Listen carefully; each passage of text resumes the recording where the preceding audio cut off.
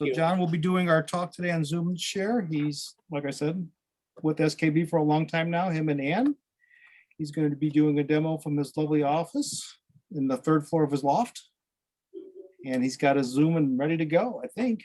Are you ready, John? I'm all set. I'm all plugged in and ready to roll. So okay, everybody, just remember that if you can mute your phone, I think Marcy's the only one that's unmuted. And if you need to talk to John, he doesn't mind you talking. Just hit your space bar, unmute yourself, and ask him a question, because if not, he may fall asleep on us. So keep him on top of things. Yeah, I'm not going to fall asleep. Yeah, I'm going to demonstrate techniques on how to do our subject today. So feel free to ask questions while I'm working. That won't interrupt me, and I'll try and answer without stopping your questions. So don't be shy about that. That's fine. I'm used to teaching and talking while I'm teaching, so it's wide open. So what I'm going to paint today is this beautiful close-up of a white peony. And the wonderful thing about the color white in flowers, as in many things, is it picks up colors from the environment. It can pick up blue sky and look blue sometimes. If you're near a colored surface, it'll pick that up too and reflect it out. So you get a lot of wonderful variations. You wouldn't think white would be a great subject for watercolor because our paper's white, but actually it's really terrific if you pick the right subject. So this is a white peony. We grow peonies in our yard. It's one of the things that's really reliable for us. So we do a lot of studies of them. And the great thing I think about painting flowers is that, you know, it's all about the architecture and color of the flower, right? Every petal counts. It's hard to simplify a flower like a peony because they're all about the layering of their petals. If you simplify it out too much, then you lose that charm and lose the visual interest that you're after. And then also the shape of them, and every peony has a different center and all those kinds of things. So they're a wonderful subject for watercolor, especially if you close up on them like we're going to do today. So we have to paint every petal, basically. The advantage to that in watercolor is that you can see every petal as a separate painting. You can paint it and finish it, move on to the next petal. So you avoid the problem of wet into wet, trying to get all the nuances in at once while everything's damp, and you know that's a big panic. This particular flower also, I think, for watercolorists, uses all the basic skills that we should all have command of or be working on. So what are those? We need to be able to do a broad wash, meaning a unified color over an entire shape that's even without streaks in it. It could be any color, but you need to have command of the broad wash. We need to have command of the graded wash, which is color into white gradually or color into color, where they meet at some point in the middle or somewhere. Those graded washes we're using all the time, and you need to be able to have a control of how that works and when it works. So those are the two big washes that we have to deal with. And then there's the dry brush work, of course. You need to have some sense of wet on dry and how to do that. Or as Anne says, dry on dry. I always think that's funny. So this painting uses all of those things. And beyond that, when you're painting a flower as an artist, you don't necessarily have to paint what's in front of you, do you? You can make changes, and you want to make changes, because the reason we choose our subjects is that they've had an impact on us. We're not trying to make a representation, an exact copy of what's in front of us. And this is the danger we get into when we use photographic reference, is that the camera sees differently than we do and presents everything in sharp focus, unlike the way we actually see. And so the temptation for the novice is to paint everything the way the camera took a picture of it. And that's not only not realistic, but it's not very artistic. So we want to put our own feelings into this, and we want to make art. We want to change things so that it becomes our expression. And one of the things we can do to make our expression is to play with the intensity of the colors, or the chroma, right? And we can play colors off of colors. Technically speaking, the other big thing that every watercolor painter needs to completely understand is the difference between sedimentary paint and staining paint, staining colors. And that's just the quality of the color as it comes out of the tube. Some are stainers, some are sedimentary. And what that means is the sediments generally, if you look at them under a microscope, you'll see gravel. They can't be ground any smaller. So they're stiff and thick, aren't they? And almost stubborn, sediments are. They don't want to dissolve in water very well. And once they are dissolved in your palette, they tend to settle out of the water and sit on the bottom of your palette. So you have to stir them up all the time. The stainers are just like ink. They stay in suspension. They're super fine under a microscope. You can hardly see the grains of pigment in there, and they'll basically penetrate the paper as soon as they hit it, depending on the sizing. So playing those off of each other is also a technique that we need to be able to master. And what I mean by that is you can mix up, say, quinacridone rose and say ultramarine blue. Mix those two together and you get a nice violet. You can put it into a damp area on your paper and you'll not only get the violet, but you'll also see the blue separately and the rose separately. So you get a 3-color effect because you picked a sediment and a stainer to start with, rather than 2 like colors. So there's something you can play with. The other thing to keep in mind is I'm working on a piece of rough arch paper, 300 pound. It has a texture in it, so it has mountains and valleys, doesn't it? Most watercolor paper has mountains and valleys on it, unless it's hot press. And what the mountains and valleys do is the stainer will flow over all of the mountains and valleys and stain them. The sediment will flow over it, but it will settle into the valleys more than it does on top. And that's what gives us granulation. It is sitting in the valleys. So again, if you took a magnifying glass and looked at your paper after you did that, you would see much more sedimentary paint has slipped off the mountains and slid down into those valleys, and that's your granulation. So we're looking at all those things too while we're painting and thinking about that as we go. So there's much more to this than I have time to explain. Come to one of my Thursday evening workshops and we'll cover more of this in depth if you're interested. But I want to get started on this now, and I'll just walk you through my thinking process and starting and stopping, and you can ask questions anywhere along the line. I'm going to, first thing I'm going to show you is the finished version of this. So I'm going to share the camera now and switch over to my overhead camera.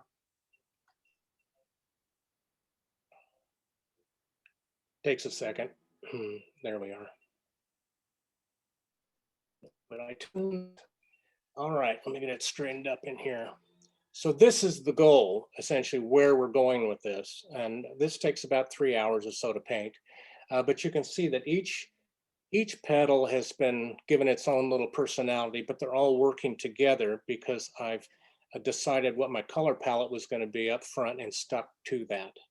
I think color-wise, we get into trouble as you get halfway through a painting, you add a new color that you weren't using anywhere else.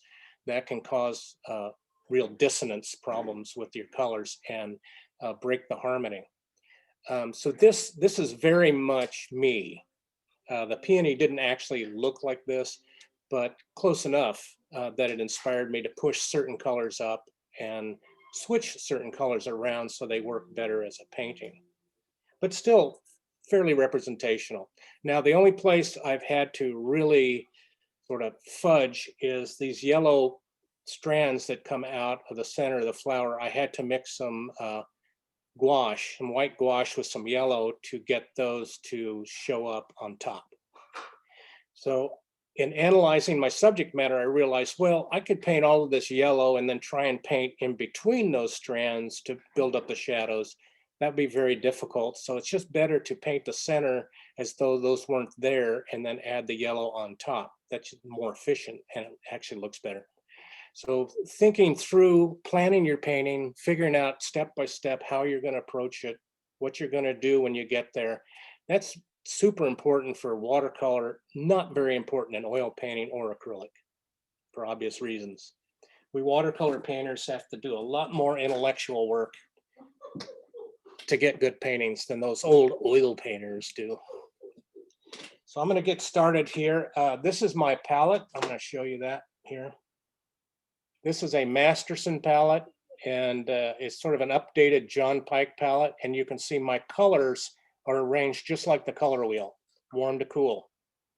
And I have, because this is my studio palette, there are more colors in here than I need for this painting.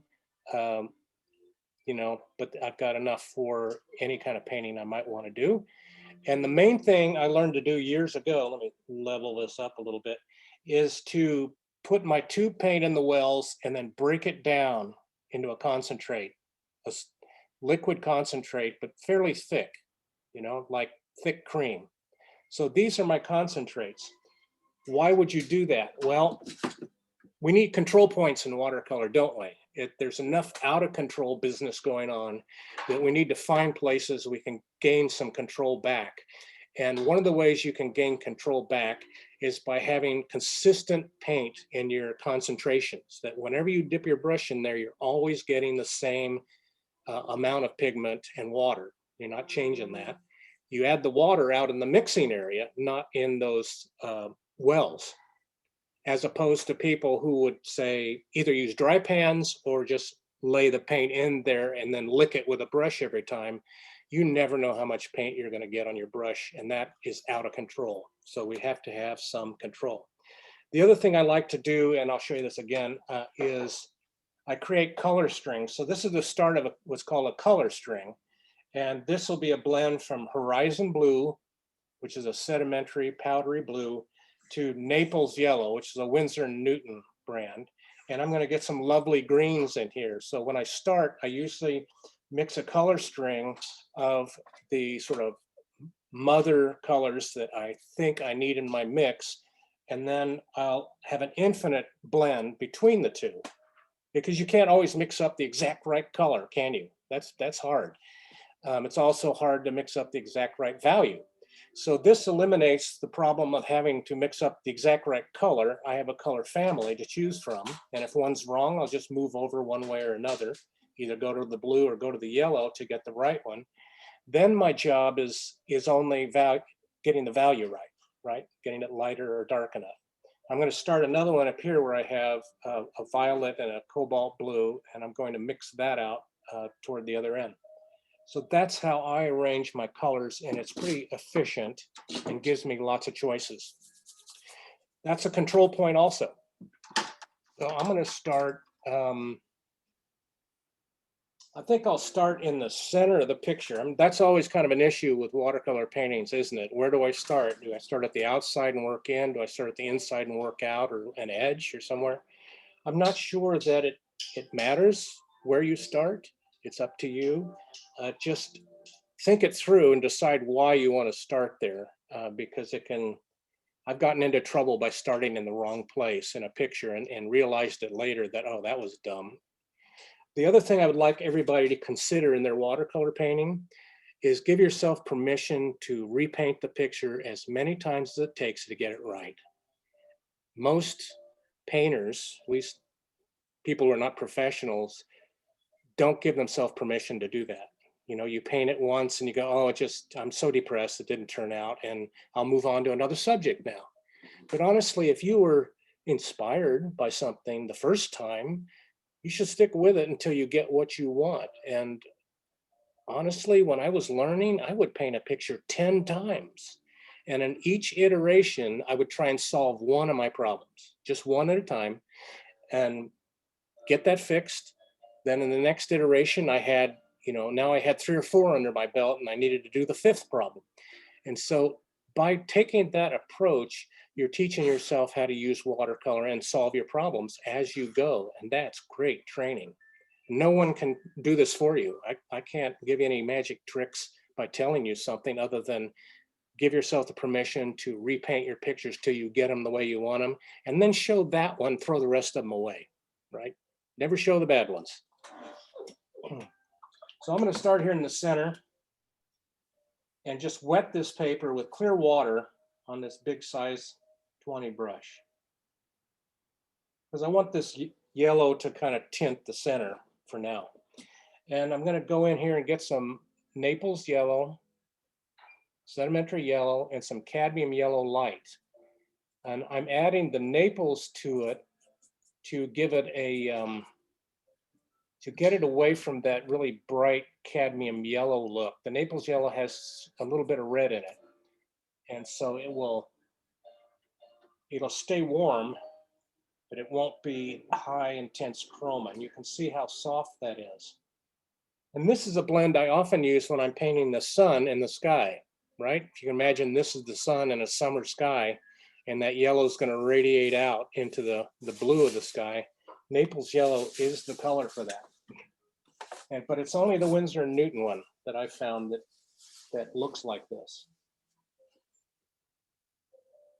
By the way, everyone should know that paint manufacturers aren't required to stick to any rules when they name a paint something. They can call any color they want Naples yellow and sell it to you. There are no rules. So it's kind of buyer beware. We have to try colors and see what they actually are before we understand the differences in those pigments, even if the name is the same. So I'm looking now around, where is some other yellow in my image? And I'm going to take this same yellow and kind of pull it down where I see it. This is wet on dry down here, and I'm just gradually wetting the sheet as I go. So I use a combination of wet into wet, wet on dry, and then coming back in and getting colors married together. Now, watercolor painters are basically water managers when we're painting. We have to understand where the water is. So the water's either, in our paint, in our palette, in our brush, or on our paper, or some combination of all those things. But suffice it to say is if you're working wet into wet, you wet your sheet first, you don't need much water in your palette, right? Because the water's on the sheet already. And if you thin down your color in your palette and add it to a damp sheet, what's going to happen? You're going to thin out the color to nothing. So keeping in mind, well, where is that going to happen will help you solve problems. The other problem that can happen is if you get too much water in your mixture on your palette and you touch it to a damp area, it just goes everywhere, doesn't it?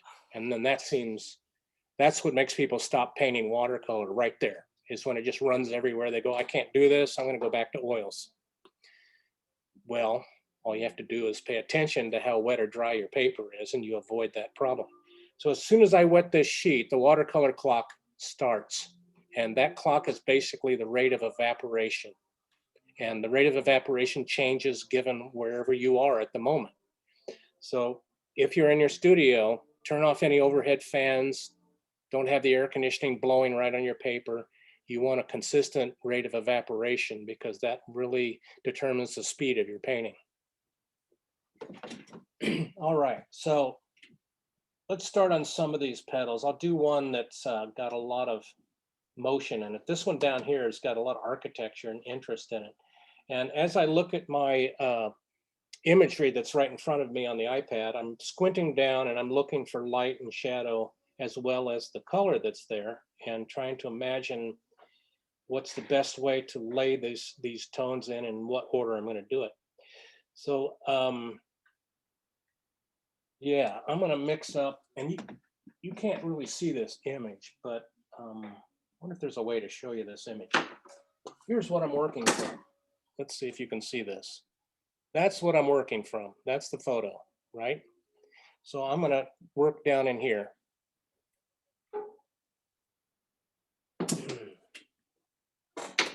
These iPads have incredible color, don't they? So I'm grabbing some cadmium red light, and I'm going to test it on my sheet here. And that's fairly intense, maybe a little brighter than I want. I think I'll add some quinacridone rose to that. And look at that. So that's the mix in my palette. That's how intense that mix is, but I don't need that much chroma. So I'm going to dip my brush in water and try and thin this down. A little more water. Let's see what happens. So this is my test sheet, and this is how I work. I get it here first, and if I like what I see, then I put it on my painting. That way I avoid mistakes. And then this will dry differently. So the only way to understand how it's going to dry is to paint a lot of pictures. So let's lay some of this in here. Still using the size 20.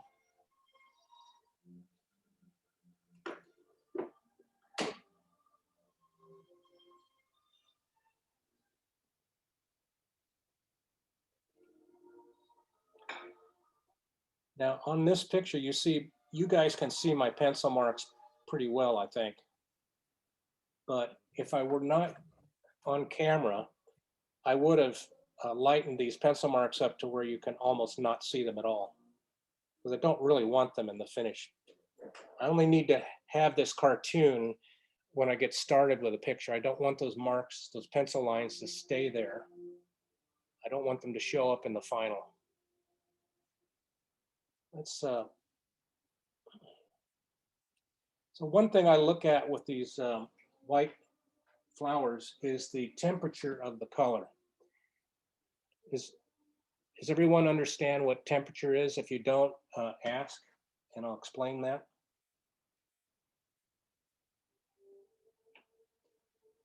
Okay, good, everybody knows. So temperature is really important, isn't it? And it really shows up when a cool shows up when it's next to a warm, basically, and vice versa. And cool and warm can be played off against each other to create depth, because the cool colors tend to move away from us and recede, and the warm colors tend to advance. So that's worth paying attention to. Now I've gone over my pencil line right here, haven't I? I've gone into this other shape, but because this is so much darker than that color, when I overpaint, you won't even see it. So take these opportunities whenever you can, not to have to be so precise. I should drop that color in there just for fun.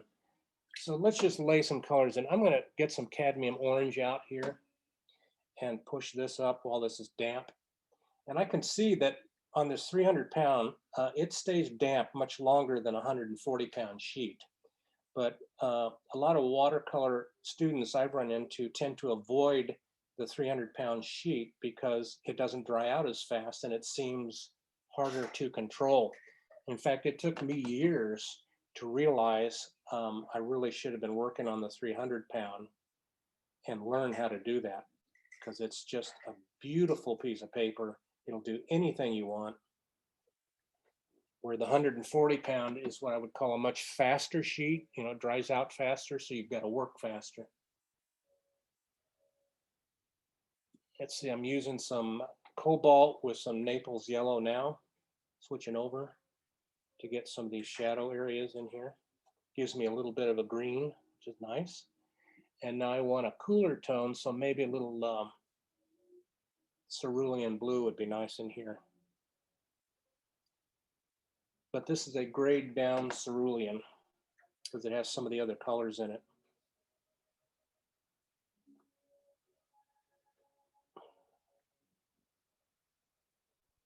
By the way, if my network connection's unstable, if I drop out, stay put, I'll be back. Sometimes my router just cuts us off. We live out in the country. We don't have the best connections.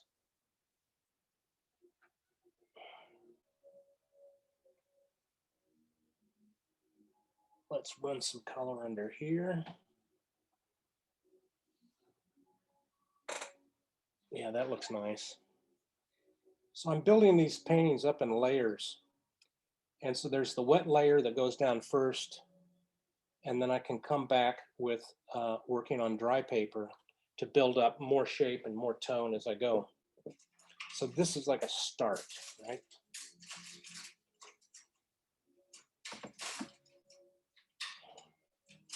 I'm going to keep moving up the flower at this point.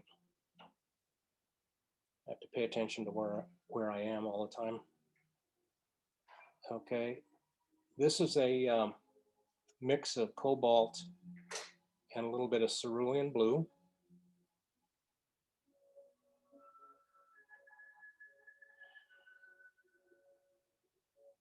Yeah, that looks pretty good. Now I think I'll up the chroma in that a little bit and green it up a little bit with some Naples yellow again. So one of the issues for us as watercolorists that other media don't have is because watercolor changes its value when it dries, doesn't it? And this can be very frustrating and take a long time to get used to. And you just have to paint a lot of pictures to get used to it because different colors dry at different rates. So that's one of the frustrating things about it is you've got to do so much work that you understand what rate that color is going to lighten up to. And you basically have to paint the picture wrong when it's wet so that it dries and looks right, don't we? So often my colors will be much more intense when they're wet than when they're dry. And I just count on that.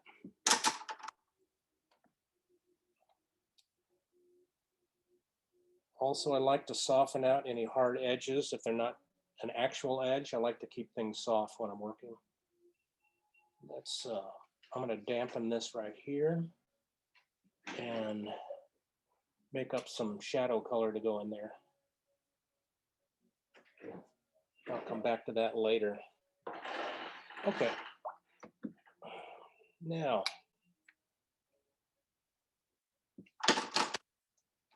I think I'm going to dry this down here with the hair dryer. So I'm going to mute for a second.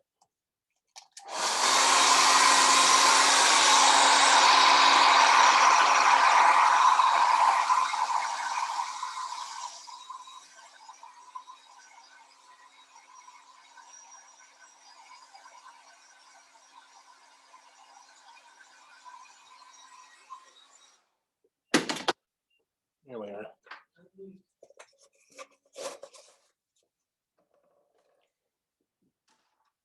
So let's have a look at what this looks like against the background. I'll make up some a darker color for the background, right? I'm going to take Prussian blue and mix it with sap green. It's really kind of just a dark gray-green color in there. You can't really tell what it is in the photograph. So let's just mix up a dark color, maybe a little more Prussian in that. Get that nice and dark. Give this a little, just a second.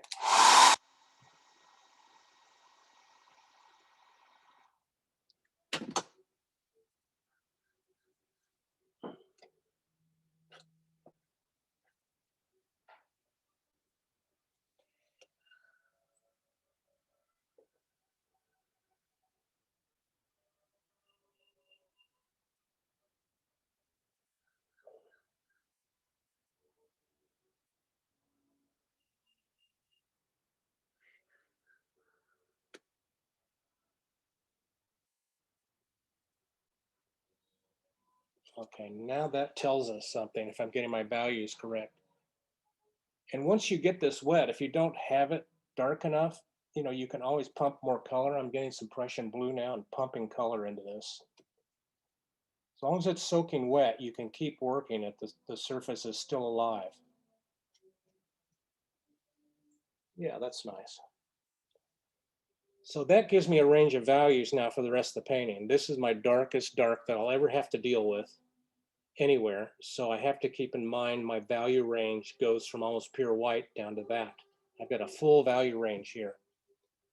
That makes it a little more difficult when you're painting to have a full value range. Let's have some fun here. I think I want to maybe lay this color in right here. I think let's do that big area. I tend to work, I think in painting, whether you're working in watercolor or oil or acrylic or pastel, whatever it is, it's a good policy to work large masses to small masses. Don't you? You guys have probably heard this many times because colors are affected by their neighbors, aren't they? And the amount of the color determines the range or the amount of the effect that happens. So it just makes sense to get your largest color masses in and then work to the smaller ones and adjust the smaller ones based on the large ones, not vice versa. I didn't know this when I started painting because I had to kind of teach myself. but you do learn it pretty fast if you paint enough. So this whole shape here is one big mass, and I'm going to work it as a big mass. So I'm conceiving of this as a big graded wash that's warm on the left 2/3 and cool on the right 1/3. So I'm dampening the sheet first to make my job a little easier so that these washes will get married.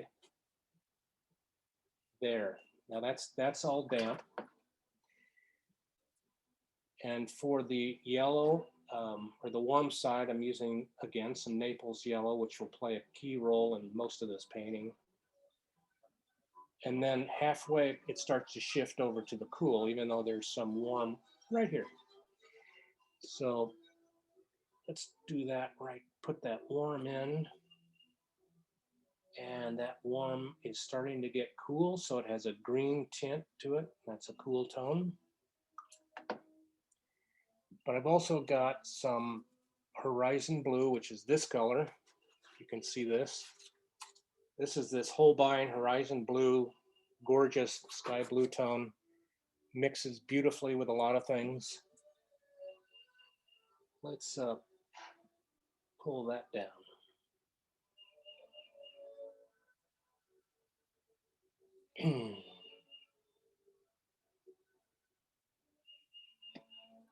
There we are. And let's take that over here, almost in pure form. Now I put a stroke on. This is wet. You can see that running, right? This is all damp, very damp, and it's going to stay damp for a while. The clock is running, but I've got time.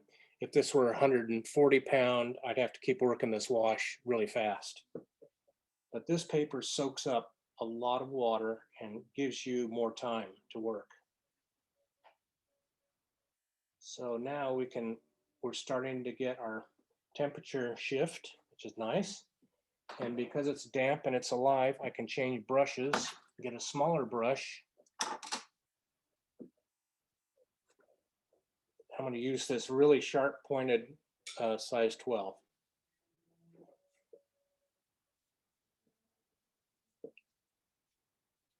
So I'm watching the color.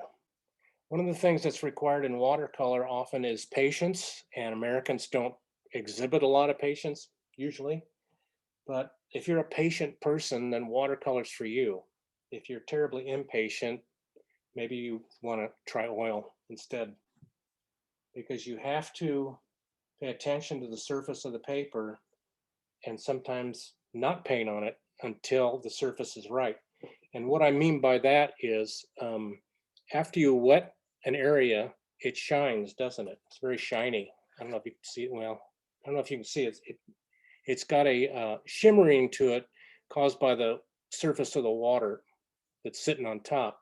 Once that shimmer disappears, it's ready to paint, and the washes will hold together and they won't spread too far. But when it's shimmering, that means it's super wet and everything will go everywhere and there'll be very little control in it. So having the patience to wait and watch that shimmer disappear before you make the stroke that you need is always required. So that's a place where patience really becomes a virtue. You can test it though. You know, you may not know, you may not be able to see it. You can just, put a little paint on there and see what happens to it. And if it spreads out really fast, then you go, oh, it's a little too soon. And if it spreads a little and holds itself together, then you know just right. And then you've got mere seconds to paint on that wet area. But this is something you learn through painting. It's not something anybody can teach you. That sense of timing has to come through just painting a lot of pictures.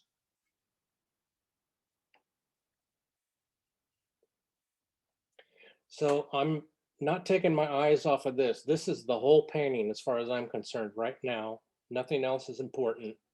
This is what's going on. So I've got to keep my concentration right here. If the phone rings, too bad. You know. That's what I'm for. Anne says that's what she's for, is to pick up the phone. Let him take care of the dogs in that park. And taking care of the dogs, yes. Keeping them quiet. One time I was doing a big watercolor, like 60 inches wide, and I had a big wet wash across the whole thing and I could not stop. And I had to keep the thing going for hours, actually. These big washes, I was painting a big sky on the Hudson River. And so Ann thought I needed to have lunch, so she fed me pizza slices while I painted. Sustenance. Oh, the good old days. It was like my personal slave was feeding me. I don't think so. No, she's not my slave, but it was fun.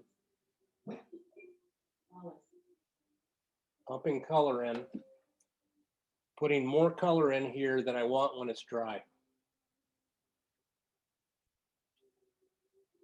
Now this is dry paper here, and I can build up a lot of wet paint on right next to that dry paper and it won't move. It won't jump unless you super flood it.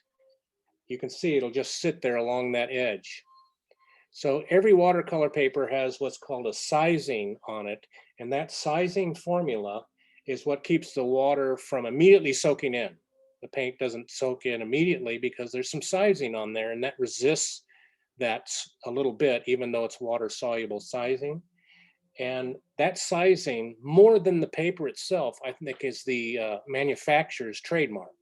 And that's their secret. And they'll never tell anybody how they did that, what that's made out of, you know, because that gives the paper its speed and its character. And that's what sells watercolor paper. That's why some people prefer other papers, you know.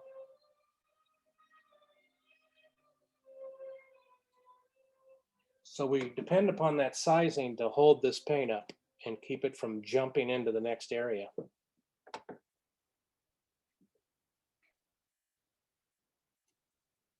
Let's put a little bit of cobalt blue and violet together maybe. Now I'm dropping a cobalt blue and violet mix in here. So now I'm really playing. I'm being artistic about this. This doesn't necessarily have to show up in my photo reference. We can have fun with this and just put it in the painting. You can see I'm just using the tip of the brush right now, and I'm just pulling this. See, my brush has paint in it, but I can't shake the paint out. That's perfect. You want a loaded brush that doesn't drip out the end. That's how you work these washes.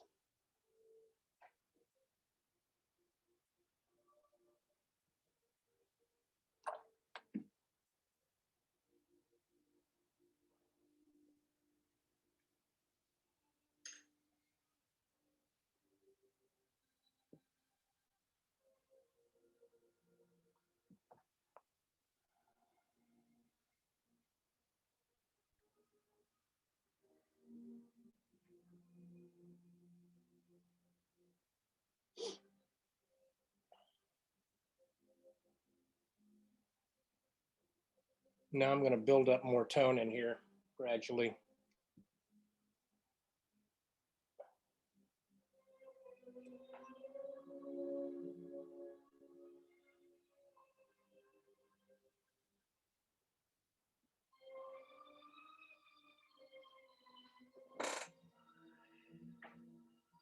You can see these are bleeding together a little bit. No worries. As long as this sheet is still nice and wet, I've got no worries. And that's because in my toolbox, I know something else that is kind of a trade secret about watercolor. And what that is, I'll share that with you, is that removing color is also a major technique, as well as putting it on. It's important to keep that in mind. Because say you get your colors too intense, too much color maybe, sometimes. You want to get that off of there. So we can pick color up, and I'll show you that technique here in a second. Now this becomes a graded wash, color into color on a wet sheet. These two are going to get married here somewhere in the middle, and you can control where that happens by controlling, again, I've got plenty of paint on my brush, but it's not dripping out. So I can control how much paint comes out of the point of this brush, and that's really important. Get too much water in your brush and it's all over. I'm going to shift to Indian yellow. Add some Indian yellow in there to that mix right there. Then I'm going to pop some a mixture of cobalt blue and horizon blue with a little bit of water. I'm going to pull that in there. Right. So I'm looking at all these mixes and colors that are running together right now, and they're moving at a slow pace, which is what I want. You know, they're moving, but they're moving at a controllable pace. And I'm still working them. Right?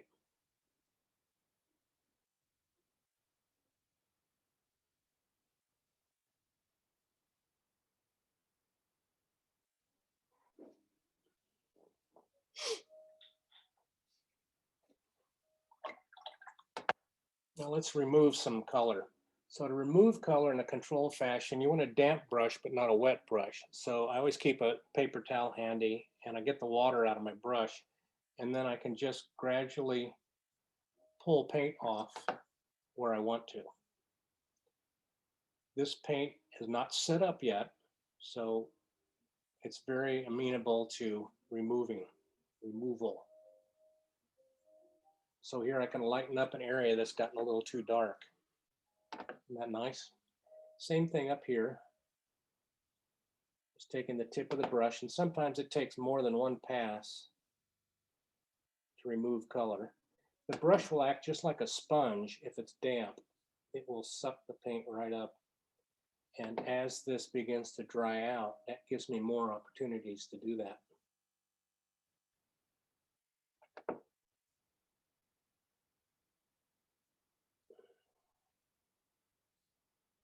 Yeah, that's nice.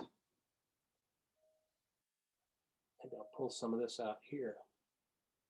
So you don't have to get these values exactly right at your first pass. You can keep working these lights and darks as you go along.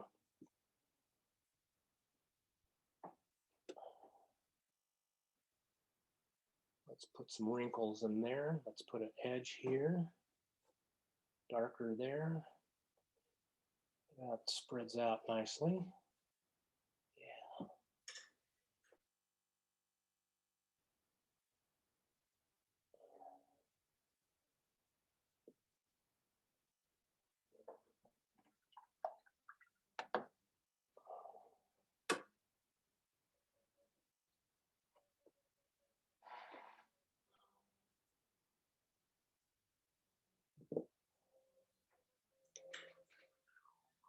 I'm keeping an eye on the water on the sheet. This is getting really dry down here.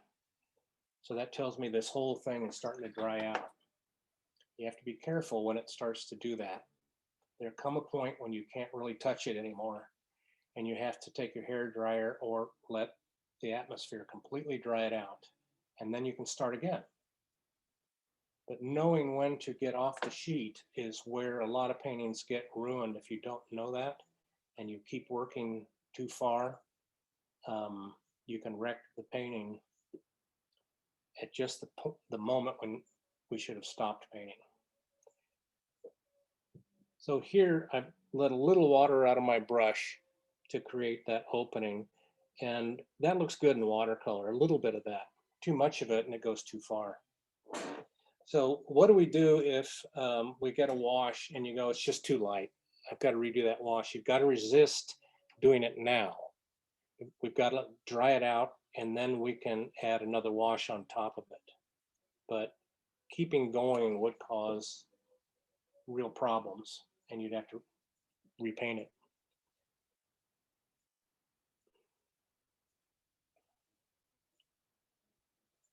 Let's pull down into here. Yeah, Now I'm looking at those yellow filaments.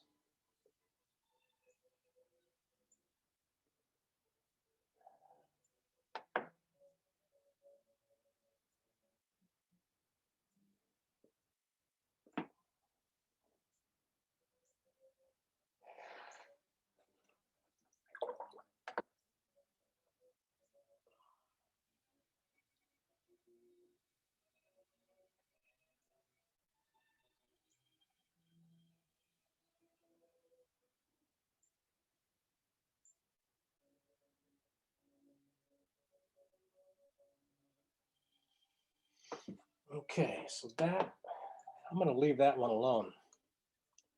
Now I don't want to paint this next one here because what'll happen is that if I get this wet, it'll run off into that damp wash, won't it? Same thing here. I've got to leave dry paper between this wash and anything else that follows. So the logic would be, well, if you're going to do that, skip this one and come to the next one, right? So that's a good way of working. That's what I'm going to do. So let's, I'm going to dampen this here because I want a nice graded wash in here in this white, but just down at this end, right?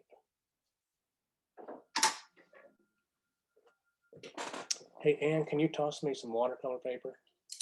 I mean, some paper towels. What am I talking about? Paper towels, that's what I need.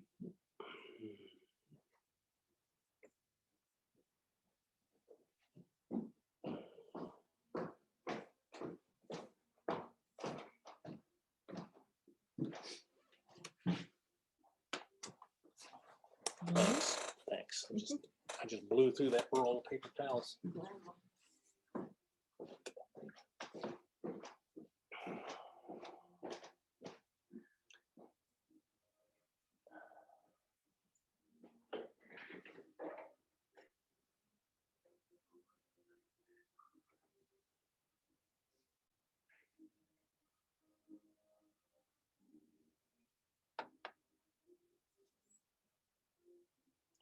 This is just sort of a grayed out blue mix I have in my palette right now, from warm to cool. Colors I've already mixed up. And so this is how I harmonize the colors in any painting. I actually don't even have to think about it, because if you, again, you don't introduce a new color partway through and you've already sort of decided what colors you're using, then you don't have to spend any mental activity being concerned about your color choices at all. Any color choice will fit. Then it becomes just a purely creative selection, your colors. And you can work much freer and faster that way. So you want to think these things through before you even get started. What about my palette? Even mix them up and try them on a piece of scrap, you know, because it will matter in the painting. And you don't want to be, I don't think you want to get into a wet painting and then have to be making that decision of what my palette's going to be, or should I add this color or that color. I think you want to know up front. It makes the whole process that much more enjoyable to know up front.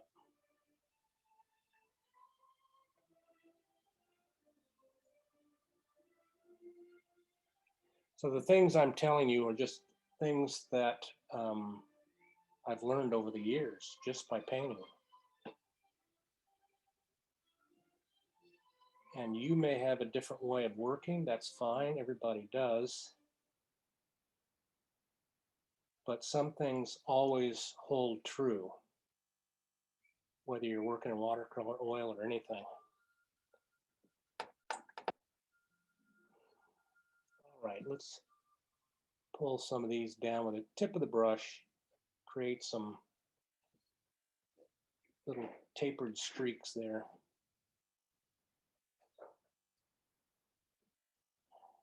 Add some more yellow as I get near those filaments.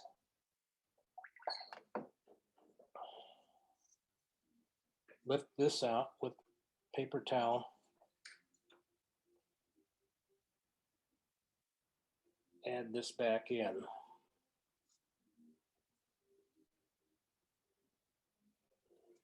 So you see how I did that? This is all wet. So I painted this over, lifted it out so that it was basically kind of clean but wet paper. And now I'm able to add the actual tone that needs to be there back in. And because it's wet into wet, I can pull these little shapes out and it will blend in perfectly. I may not have gotten it quite dark enough. So let's go another step further. I'm using Indian yellow and burnt sienna for this. Maybe a little more burnt sienna right here.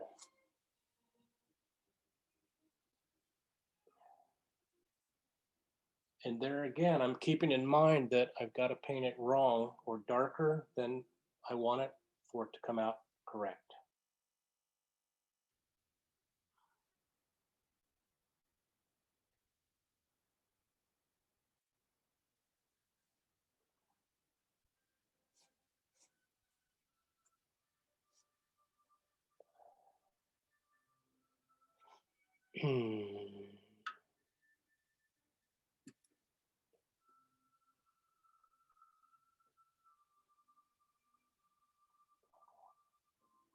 Okay.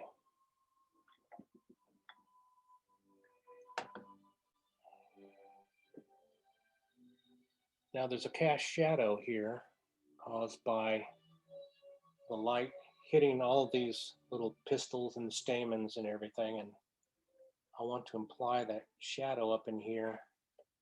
So I'm going to go ahead and paint it. And it's basically kind of mimicking some of the shapes that are in there.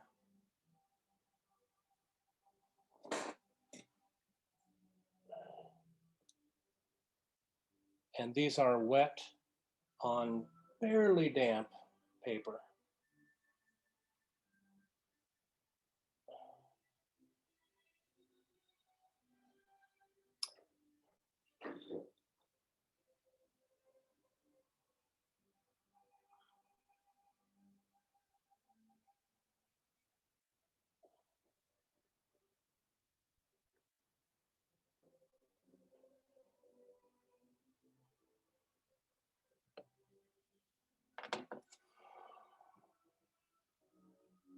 Again, this color is kind of a grayed pool mixed from all the other colors that are in my palette right now. So it might have a little violet and a little cobalt in it. Doesn't matter. It's just a pool shadow.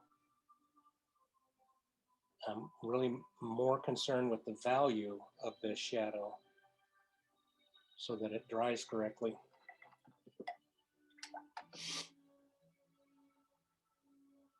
Okay.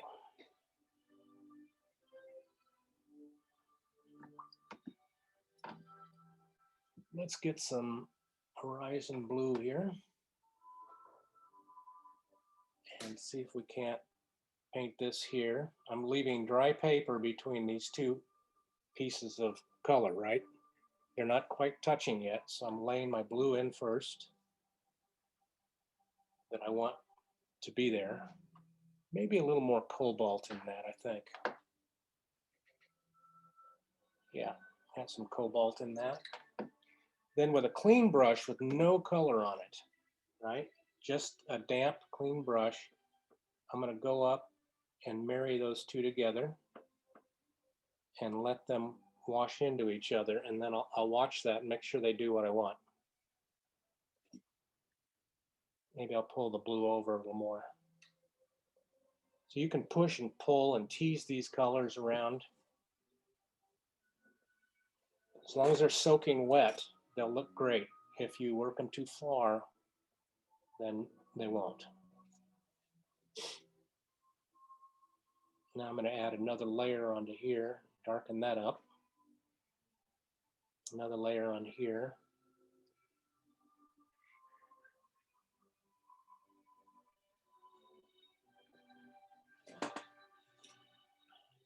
So again, guys, here's what I'm looking at. Let me get this so you can see it. Here's what I'm following, and here's where I'm painting right now, this area here. Here's the shadows caused by these pistils and stamens in there. right?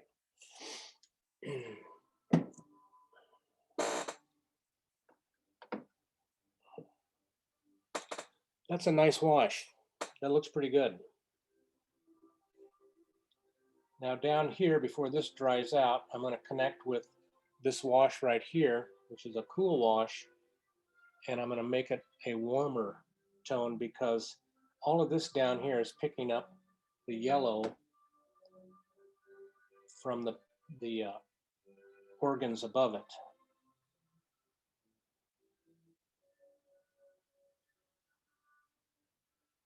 So let's make this a little warmer, even though it's in shadow. Squinting down, looking at the colors that are there. Noticing how they change from left to right. Gets a little oranger over in here. Following the bottom of that organ.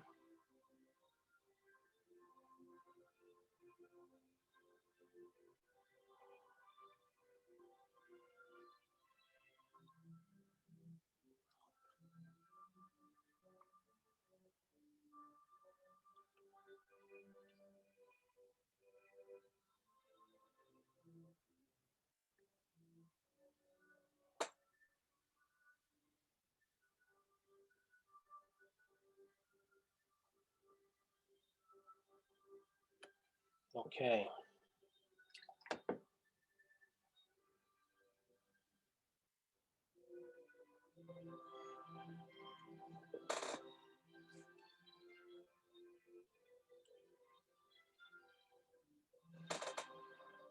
That's looking pretty good. And it's pretty wet, so I have to be a little careful now and let that set up before I can really finish it.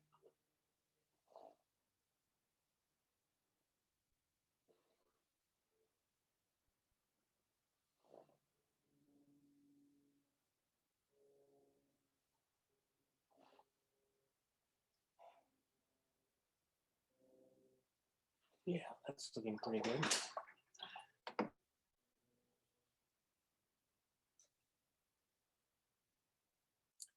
Back up here while that's setting up. So there's always something to do if you keep an eye on where all your washers are. So I'm aware of what's wet all the time as I work and where I can do something and where I have to stop doing something.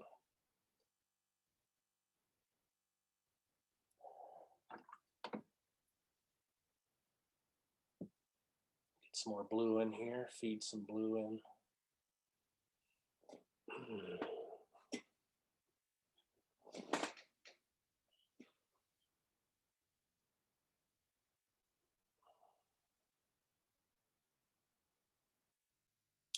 Strengthening the shadow here. A little cobalt blue in there.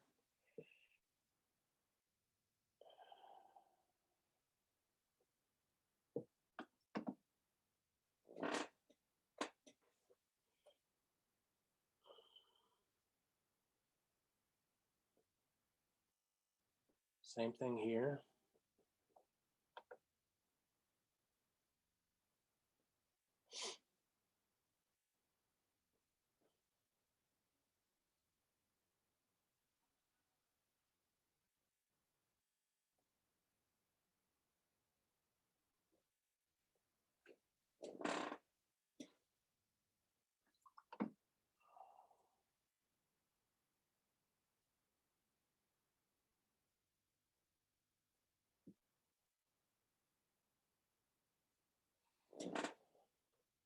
Okay.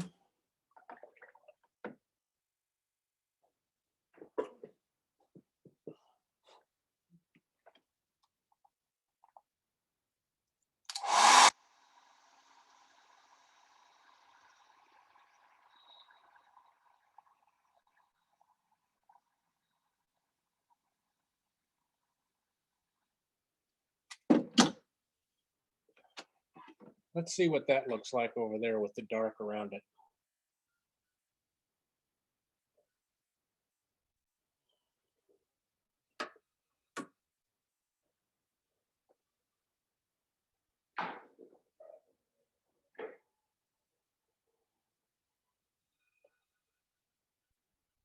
This is fun to do, to bring that background in.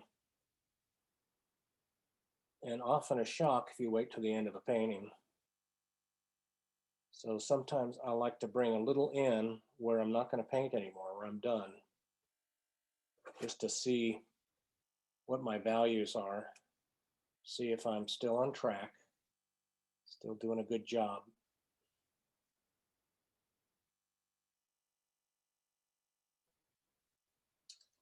Yeah, that looks pretty good, doesn't it? Let me show you this. There you are. See that nice edge contrast there? That really tells the truth right there of whether these interior values are correct when you get the darkest one outside of it. Of course, the darks can be adjusted too. You don't have to stick with what's in the photograph. And I like to vary them a little bit, so I'm going to pick up some yellow ochre and drop some of that in there, and maybe I'll pick up a little burnt sienna and poke some of that in there to get some variation in those tones. A little hard to see on the camera, but they're there. Okay. Those are good. And this is dry up here, not down here. So I can work these other petals over here with some subtle tones. So I'm going to dampen right along this edge here and follow my cartoon edges the way I need to. And let's see how that's going to work. I just want to put a little tone in here, not a lot, just a little bit. So let's dampen this out so I can spread those tones out real softly. I don't want hard marks in here. I just want soft marks. That's the reason for doing that way. Let's see, cool tones up in here.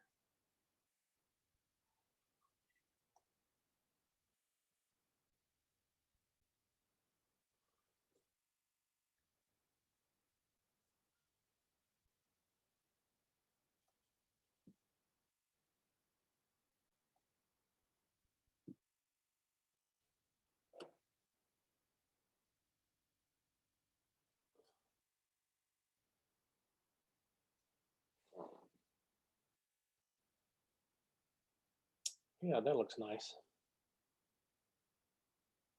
Let's sit on that. Now I can, if this is dry enough, I can go up there. Let me give it some dry.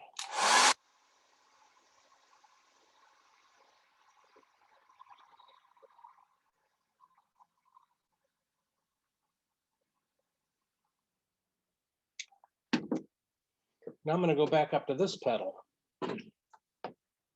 So it's a back and forth effect.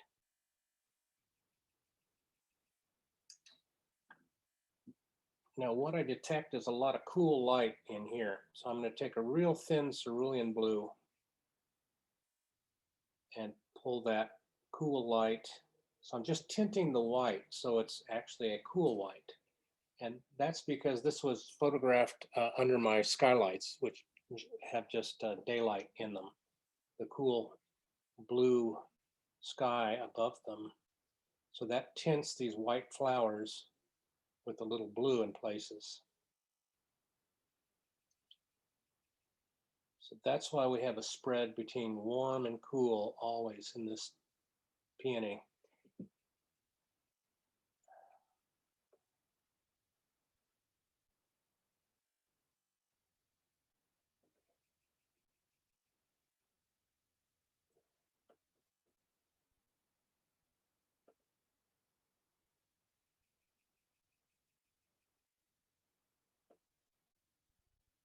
Okay, that's getting close.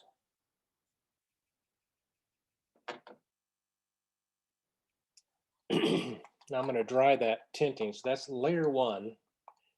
The entire mass is a cool tone.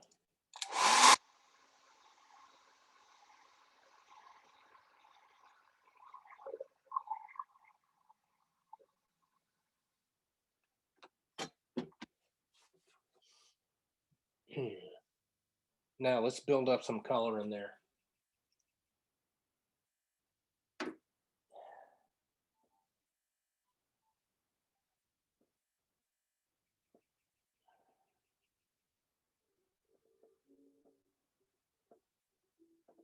Now, because there are 2 layers of watercolor at this point, I'm getting some help with my values.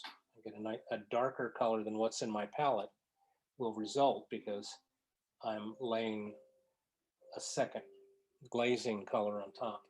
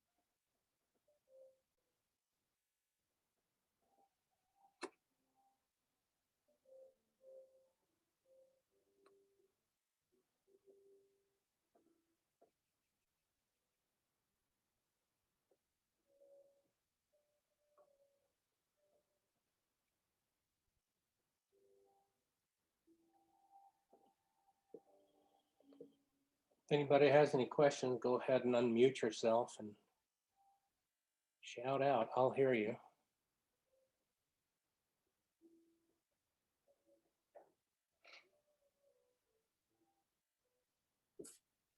You're really proving the point that I really don't think I can ever paint. I'm at the point that what? That I will never be able to paint. You're amazing. Keep it coming. That's what I pay you for. Ah, Thank you, Anthony. That's very sweet. Anthony's my new Asian, everybody.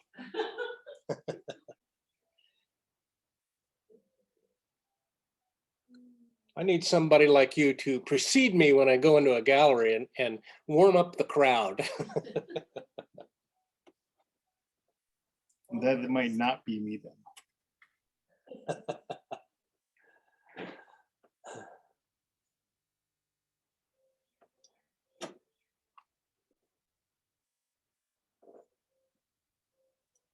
Well, there's just a lot of miles of paper that goes into this that you paint. You know, you hear oil painters talk about that too, is putting in the miles of canvas in order to learn how to do what they do. And there's a lot of truth to that. When I was in New York, I was under the gun because I was trying to get paid for doing these book covers. And so whatever I was going to learn, I had to learn it really fast, and often at 2 or 3 o'clock in the morning. And I had to compete with oil painters for these covers. You know, I was painting in watercolor, which was very unusual back then. And so I had to paint as brightly as the oil painters painted. I had to paint so that you couldn't tell this was necessarily a watercolor. You know, the art directors didn't care. They weren't hiring me because I was a watercolor painter. They were hiring me to do a certain kind of book cover. So I was under duress all the time and had to learn really fast. And whatever mistakes I made, I had to correct them before I turned the art in.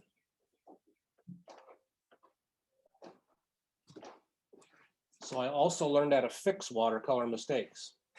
Here's one of John's illustrations. That was Oh, you for, can't, well, well, it's you over put it here. there. Yeah. Anne it's brought this up. That's one of my illustrations in watercolor watercolor. for time. This was the Falklands War.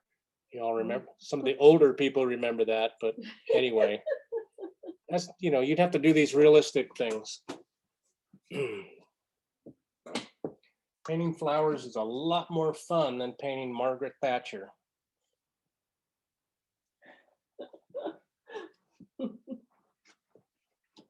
She didn't want to sit still.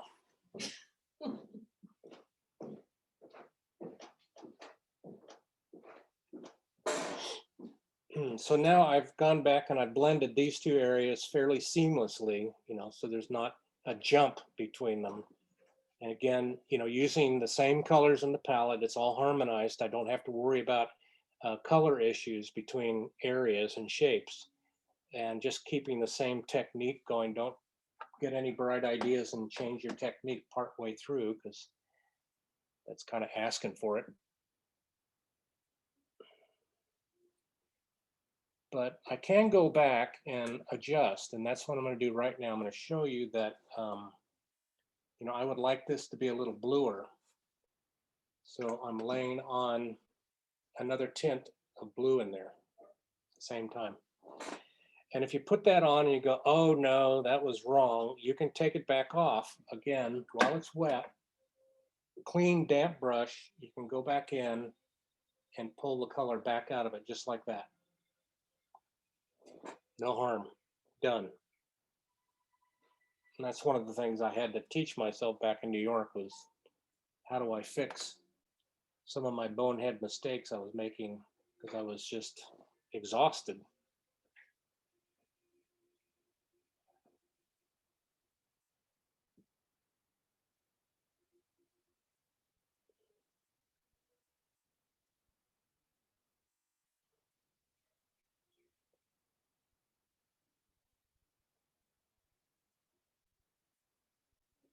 Let's get that petal in there. Okay. I'm trying to move along pretty quickly now because of our time. It's almost 1:20, so I want to keep this going here. And what I want to do is kind of get this area done so that I can show you how to lay over these pistils and stamens. Okay, so I'm going to go ahead and do this petal here, and then I'm going to bounce up here and give you some finish on the center of this picture. Okay, so let's see. I want to maybe create a wash in here, and I'm going to look at this as a separate little painting right in here. And this is a graded wash that I'm going to do. Goes from warm to cool. And I'm going to start with kind of a blue violet over in here. And I'm laying my palette mix into a damp area, so I know that the water's here, isn't it? And whatever I touch in there is going to be diluted pretty fast. So I can afford to work a little darker. See that? I can pump more color in there. And I can control it pretty easily. Now let's take some, again, we'll come back with this Naples yellow that I've been using a lot of, and push this in here. And I'm just going to let those get married in there. Let them run together on their own. I'll go back and I'm squinting, trying to see what colors I need under here. Maybe that little bit of a green tone, maybe a little bit more blue in my green tone, blue-green. Yeah, that's looking nice. And let's come down here like this. Then I'm going to take some of my that cadmium red that I had out earlier, and without much water in my brush, just stroke that in there and let that blend up in there. Now I'm getting some really interesting colors happening. Maybe I'll augment that up here and arbitrarily change that a little bit, like that. Pump a lot more color up in here. That's looking nice. Draw a line here. Then if you want to freeze something, freeze it.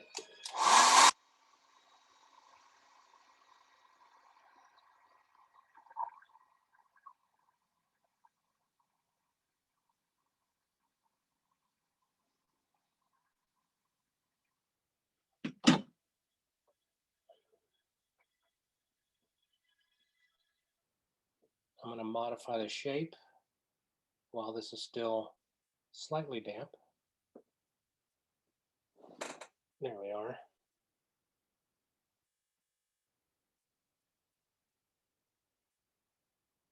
That's not bad. Okay. Moving forward.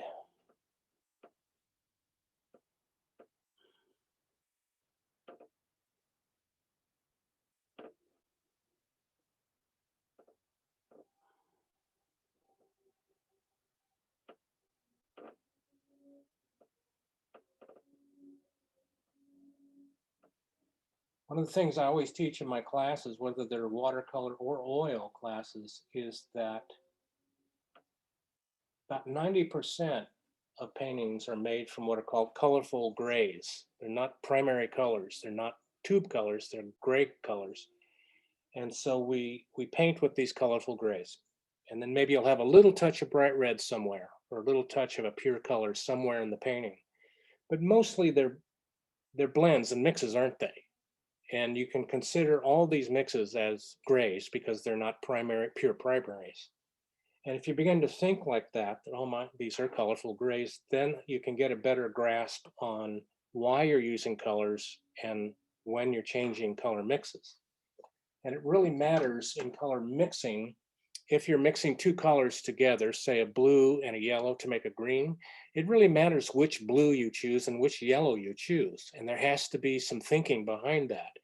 So that if you say, well, I want a dull green to come out of the mix, and I'm going to use cadmium yellow light, say, as my yellow, which blue should I use to get a dull green?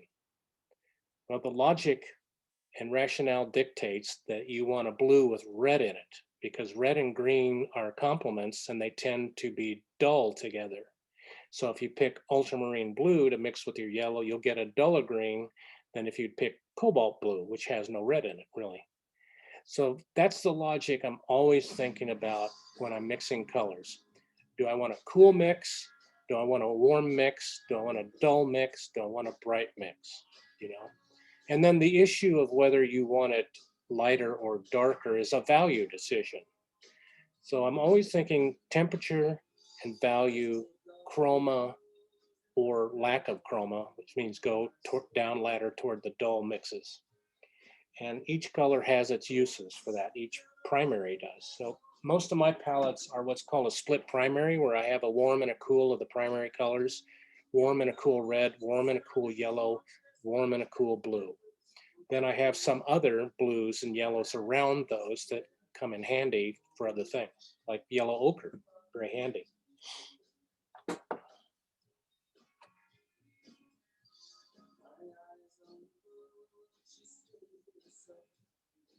So when I'm analyzing colors on a painting like this, I'm thinking, is this a dull color? Is this a warm color? Is it a cool color? Or, is it right in the middle? What am I sensing here?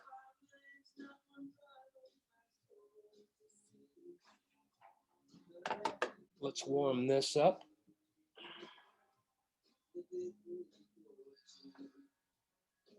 If you'll remember from the beginning, I already brought some of the yellow down in here, but I see that I need some more. So now's the time to put it in there.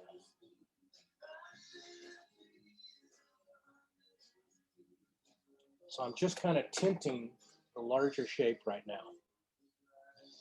That's what I'm thinking about, is the mass. What's called a mass tone is the important thing right at this moment. And that goes in as a base layer. The mass tone is the base layer in our washes.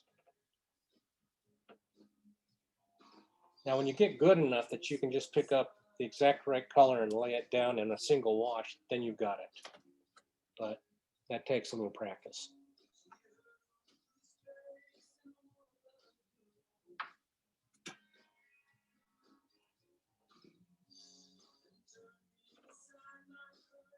I'm dropping some reds in here, quinacridone rose mixed with a little bit of that cadmium red that I had out.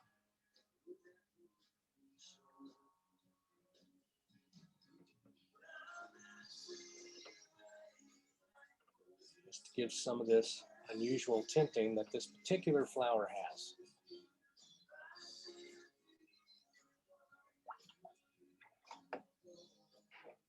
And a little bit of yellow green tinting in here.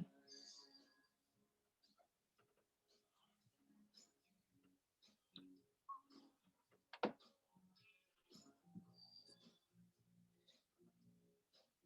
little shadow edge starting to come in there. And I'm watching how these things spread. When I pull an edge like that, it's a little lighter than I want it. And I'm watching how far it spreads into this wet yellow. And I want to control that. So I got to keep an eye on that and not forget that that's ready to work still.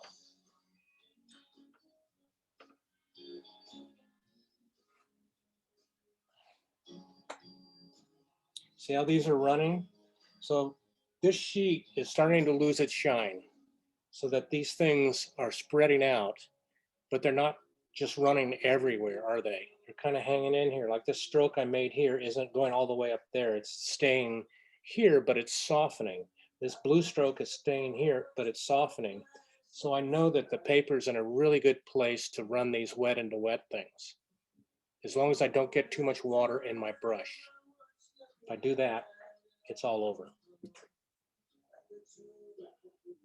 So now I can continue to work that.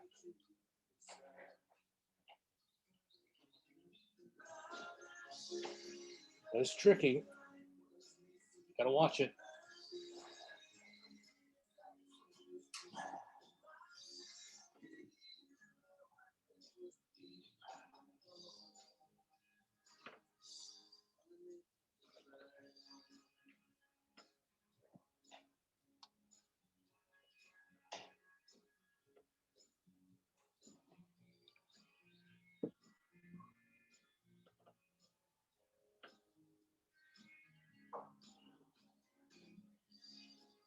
Here you can just see me feeding color into a damp area at the top and allowing it to run down in that wash. I'm going to pull this out here with just a damp brush so it has a little light edge on that. See that?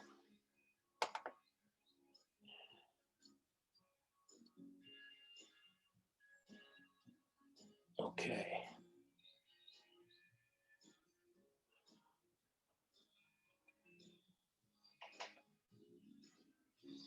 Coming back to that spot I told you about. Maybe I'll push a little more blue into this right here.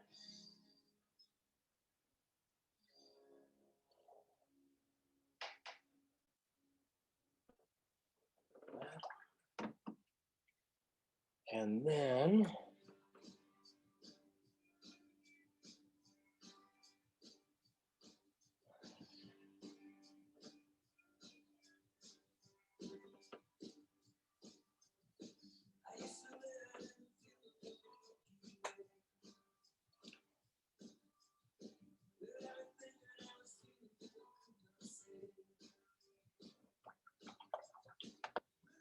how about some horizon blue here? Will that work?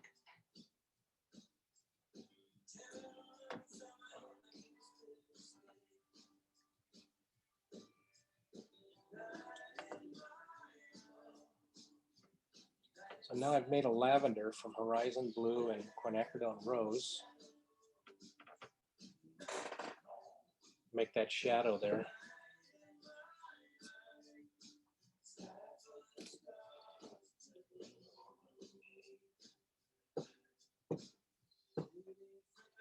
You should have fun with this process, even if mistakes happen. That's part of the fun of learning, I think, and experimenting.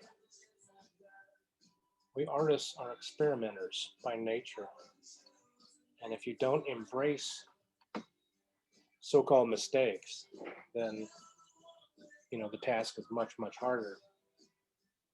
So personality-wise, most of the artists I've ever met are sort of explorers in a sense. They're open to all kinds of unpredictability, which a lot of people can't handle, but it's just built into what we do, isn't it? uncertainty. Let's put the shadow in here.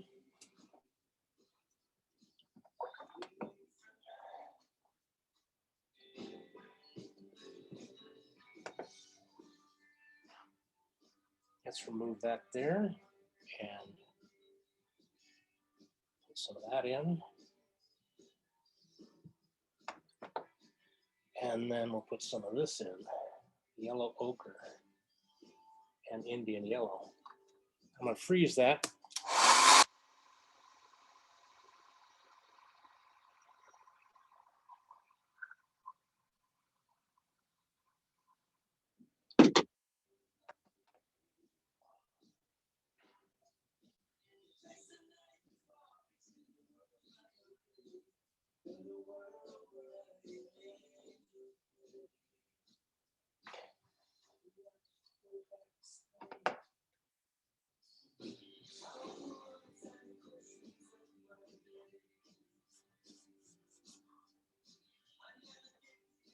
Now I'm wet on dry. I want to boost these colors.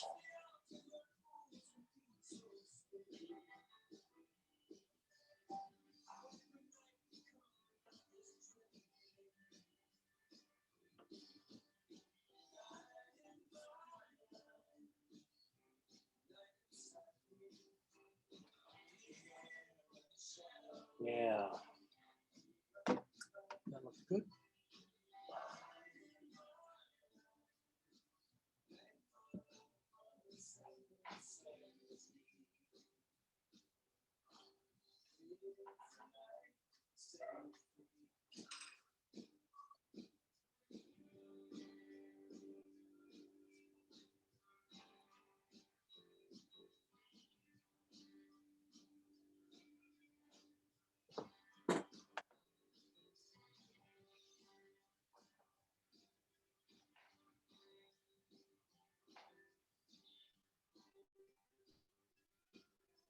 I'm going to take some alizarin crimson and a little bit of violet. And I want to work this edge here. Let's see, I want to keep track of where I am.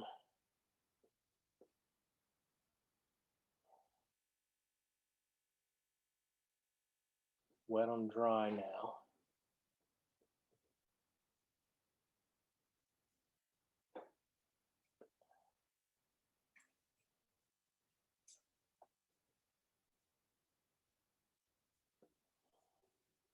Yeah, that's looking pretty good.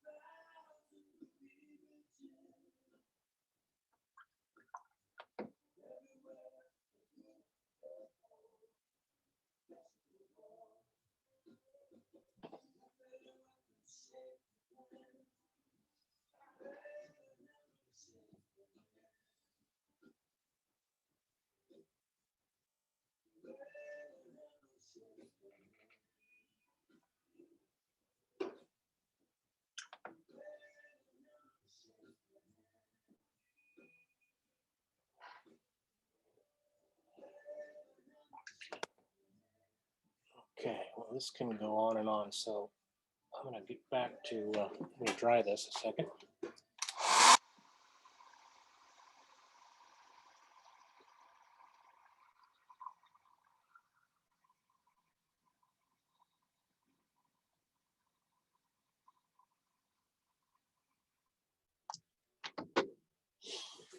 All right. Time to get back onto the center here. Yeah. So what we have with this is warm gray for these organs in the center. So I want to mix that up. I can test it there. And I'll use a little burnt umber maybe to help along with that. And let's get these objects painted in first, so we can move on. Let's see.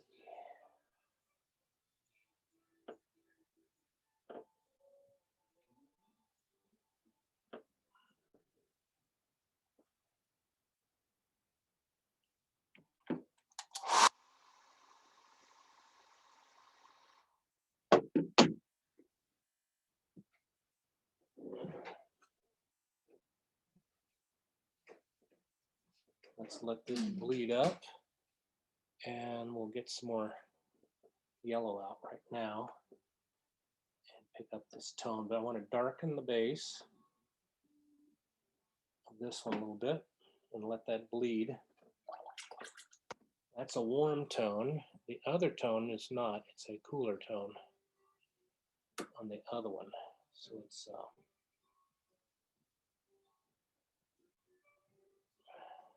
well,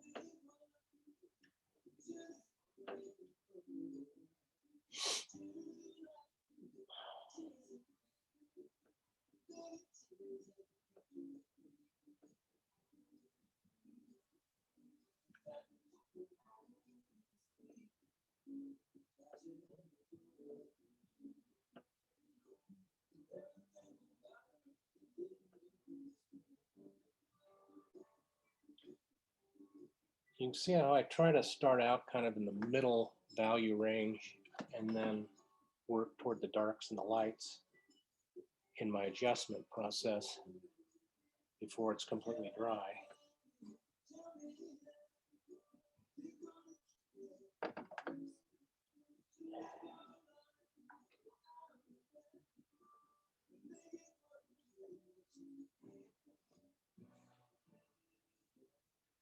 Removing color along the highlight edge.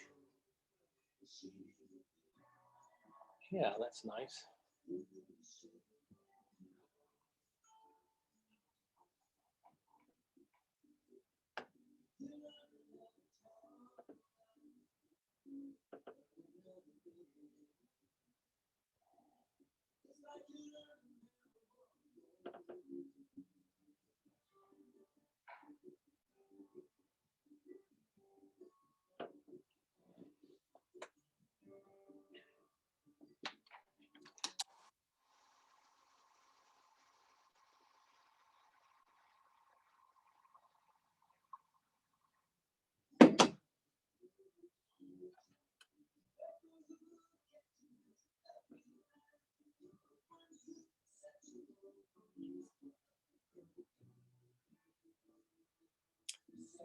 It's a little quinacridone deep on here.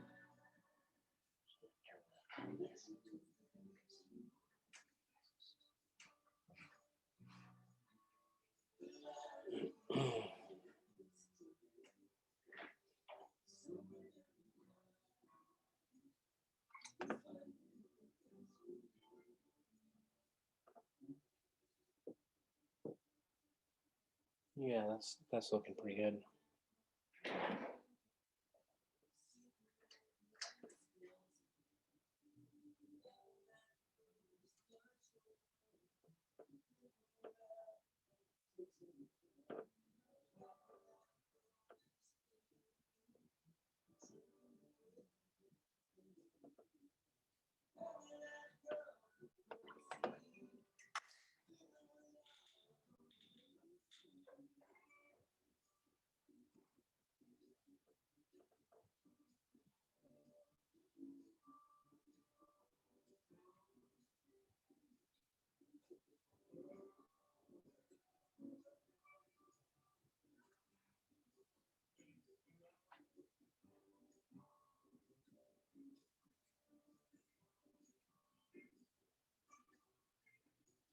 Okay, those are done.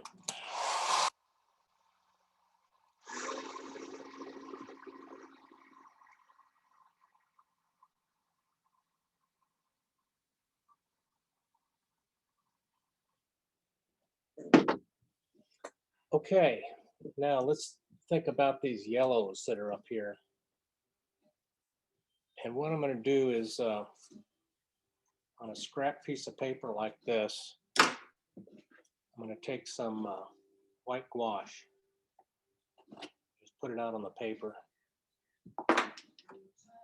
Get a really clean brush.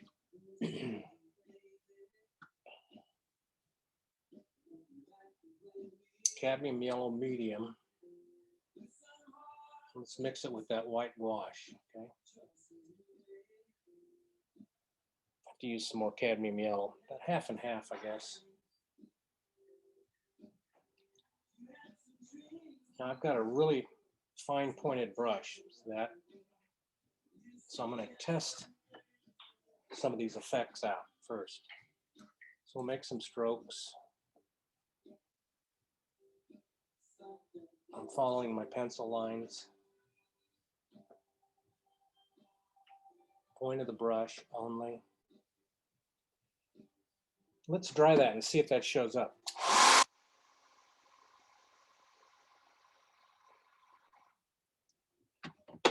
You can see that's pretty pale, isn't it? So that tells me more gouache and more color. So let's try the next one. Maybe a little more color. You have to get the balance just right, and so you may have to paint right over the top of the stroke you made previously. That's where a little control comes in. But if you paint all the time, you shouldn't have a problem with the control.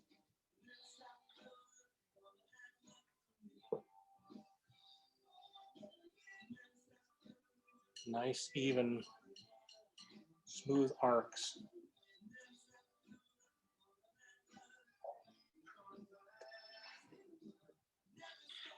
Yeah, it's starting to show up nicely.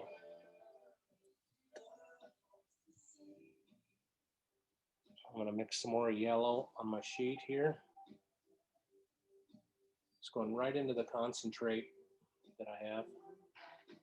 Now, let's see if this will show up against here.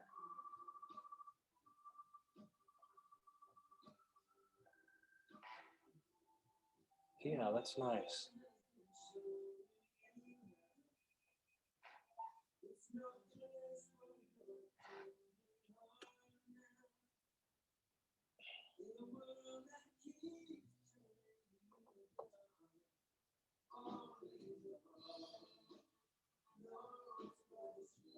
Let's get this on here.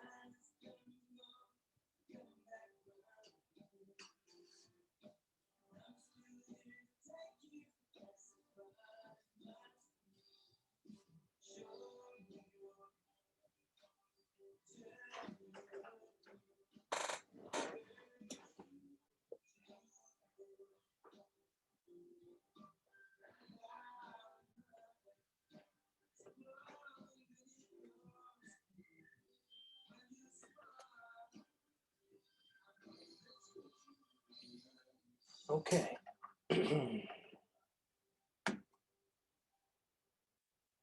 I'm going to use some Indian yellow to put in the ends of all these little pistils.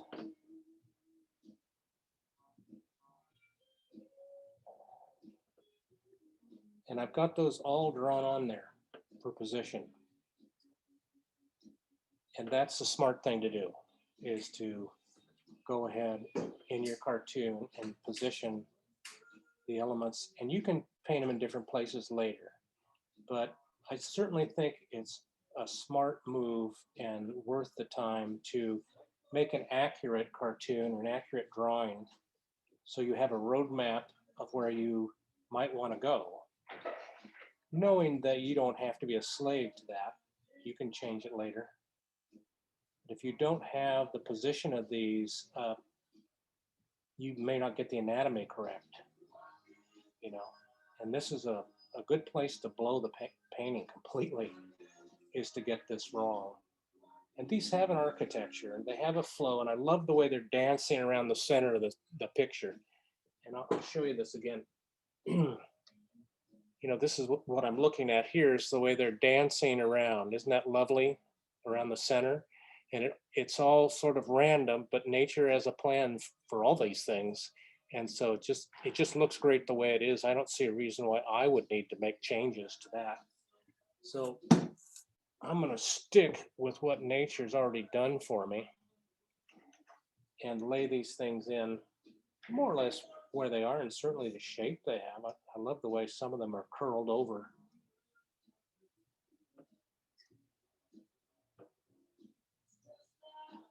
So one of the wonderful things we notice about nature is that it doesn't matter if you are looking from a distance at a flower or looking right inside the throat of the flower, from the macro to the micro.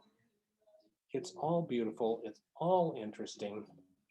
No matter how close up I get to things in nature, it just reveals a whole new world that I hadn't noticed when I was standing away from it. So you can't lose. It's a very patient model and doesn't complain.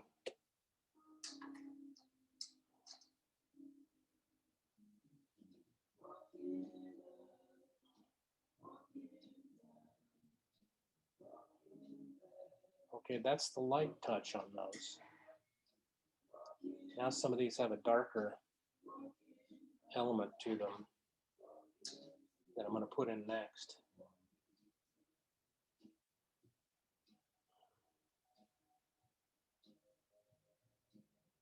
Let's get these in here first.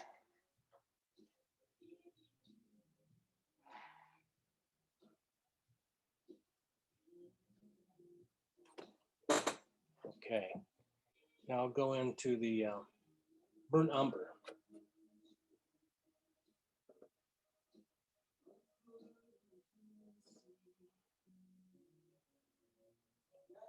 Maybe a little Indian yellow and burnt umber mixed together would be nice.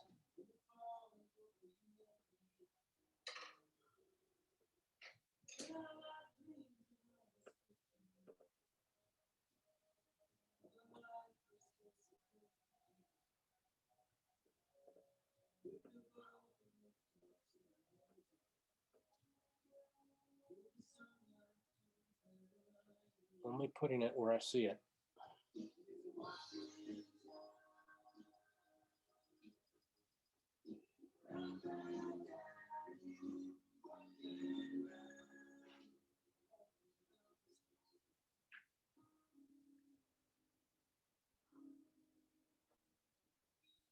Now, when I was younger, I didn't have patience for this.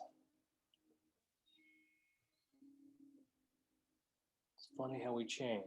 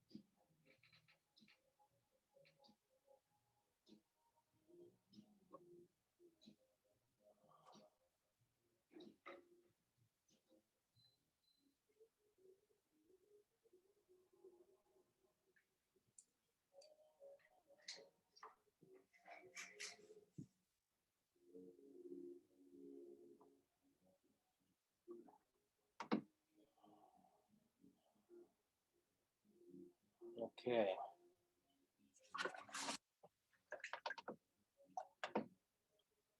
So this is the point where you can go back in also and then, strengthen some of these light lines. You can go back over them. If you hit them twice, you'll make them brighter and you can fill in. So it's like a two-step process. And keep in mind that the ones in the shadow are not very bright. These are all much darker colors, very little bit of gouache in these. Maybe they're not even showing up very well until they get out of the shadow like that. All right, so that's how this particular painting proceeds. And so whatever you did over here, you can also do the same process over here, right? You just chase it around, gradually working one petal at a time. So I'm going to unshare my screen now. There we are. So does anybody have any questions you want to ask at this point? I'd like to go back to the beginning and ask how you mix your palette to get the wet colors that you use. Well, I'll show you my palette. Maybe that's the best thing to do. Let me share screen again briefly, and I'll show you the palette view, and you can kind of see my mixes there. I see your mixes. I wonder how you got them all wet ahead of time. Well, I didn't ahead of time. I mean, I thought about them ahead of time, but often, let's say I'm doing a full sheet, you know, a 20 by 30 painting. I then will mix them ahead of time out in the palette, and I'll test them on a piece of paper like this, you know, and I'll even dry them. And I might even then hold that up to my subject and see, well, is that the right color if it's critical, and there's a lot of it. So I want to have an idea before I begin with a big commitment like a full sheet painting. I want to have an idea what my palette range will be and what colors I'm not going to use too, and just kind of mentally remind myself I don't have to use every color in the palette, right? But I do have to have a particular specific palette for the painting. And so for this one, I'd already decided that some of these Naples yellow mixed with a little cobalt would be a lovely green tone. Maybe some cerulean in there also would be another variation on that green tone. So I wasn't going to make my greens out of cadmium yellow light and ultramarine, for instance. So that eliminated those two mixes. So that helped me figure out, narrow that down. These are my greens. What are my blues? What are my reds? And I try and get those figured out ahead of time so that I'm not constantly experimenting while I'm painting, you know. Certainly for a demonstration like this, that would be a disaster. you wouldn't get much out of that. Thank you. Hope that answers your question. Stop share again. There we are. Anybody else?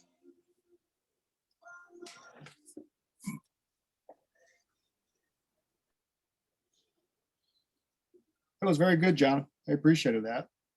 Don't be shy if you have something you want to ask. That's what I do.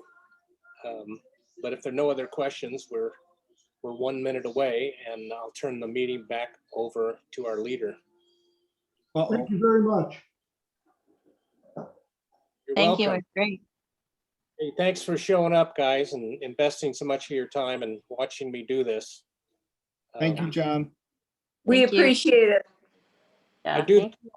do these every Thursday night with a different subject. Also, if you want to see more of this kind of thing, it's always a demonstration, and it might be still life, it might be landscape, it might be water, it might be clouds. It just depends. And